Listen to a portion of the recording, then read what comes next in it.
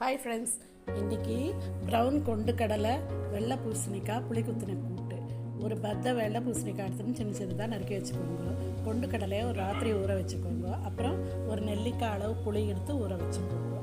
இந்த கொண்டு கடலை, அப்புறம் பூசணிக்காய், மஞ்சப்பொடி, பெருங்காயம், சாம்பார் பொடி, அதுக்கப்புறமா உப்பு போட்டு ஒரு சின்ன குக்கரில் ஒரு 3 விசில் விட்டுக்கோங்க.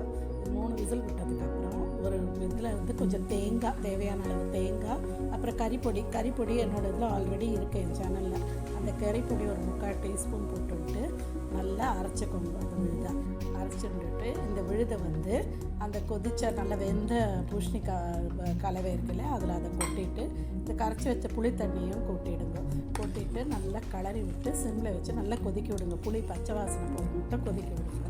அதுக்கப்புறமா அது திக்கன் ஆகும். அப்போ அதில் கடுகு, உளுத்தம்பருப்பு தாளிச்சிட்டு மேலே கொத்தமல்லி தூவிட்டாக்க பூசணிக்காய், கொண்டு கடலை, புளிக்கூட்டு ரெடி. இது சாதத்தோட சூப்பராக இருக்கும், சுட சுட சாப்பிட்டாக்க.